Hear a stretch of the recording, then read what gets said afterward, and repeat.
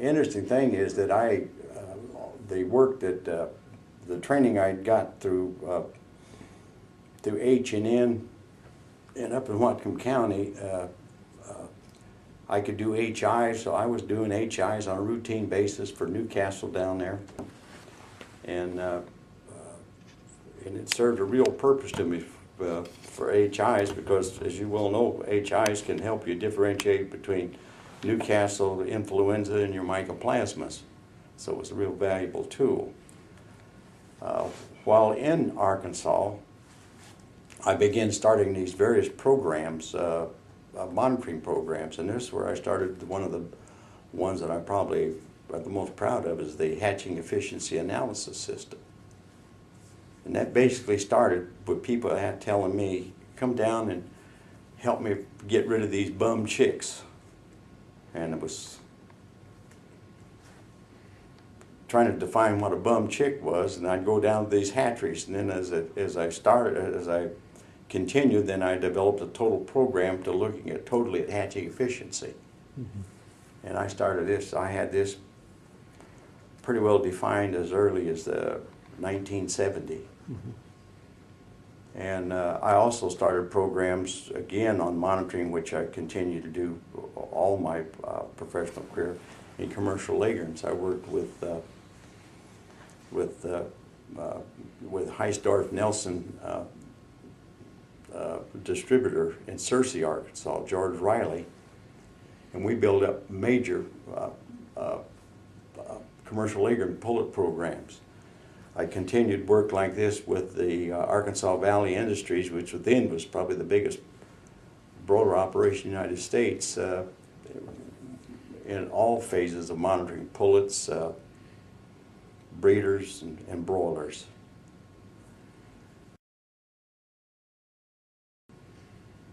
Then I continued with Pfizer, and then I started doing service out of state and even out of country for Pfizer.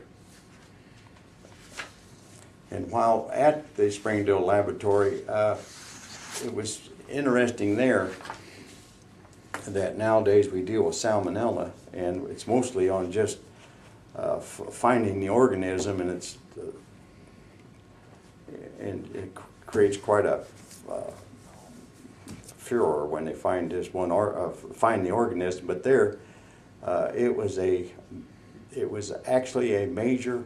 In those early years, it was a major clinical disease in the young broiler chicks. I remember between Burton Maxfield and myself, Burton being at Coleman, I think we had 1,141 isolates from clinical diseases. Yeah. And that. So you can see the kind of background you get out of working in that type of era. Mm-hmm. The other thing with Peterson, it gave me an opportunity to be there. As you well know, mycoplasma came back, and people were concerned, trying to figure out, was it Mycoplasma gallus epithelium or what? And through using just that simple HI system that I'd learned, I found out early that it was Mycoplasma synoviae that was our problem. Mm-hmm. And I took the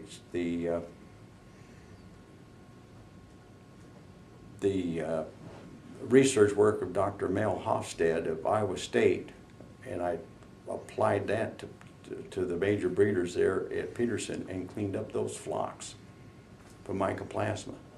It took me 2 generations to do it, but I did it.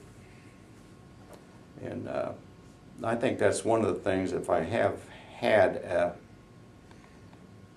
a certain mode of operation, is to be able to take research and take it and make it a practical application back to the field.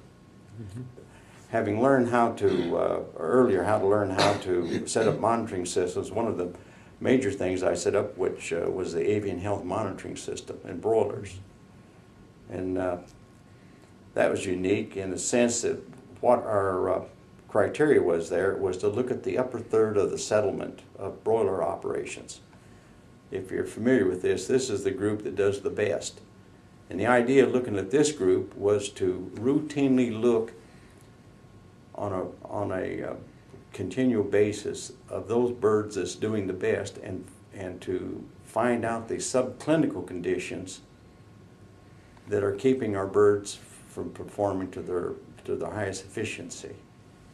And at one time I had all 13 complexes coming to our diagnostic lab here at Mississippi State. They were coming in, bringing in flocks on a routine basis every 2 weeks. And some of them continued for as many as 7 years. We were able to monitor it's like the bursa, which was so important from the standpoint of infectious bursal disease. But out of that, we could take our allied programs, such as our ELISA work, and then we instituted, with our ELISA work, we instituted through monitoring, looking at our broilers and our breeders, and we built up breeder programs to complement our broiler programs, and we were able to have 95% normal bursas in those broilers at 3 weeks of age, where when we first started it was less than 50%. And this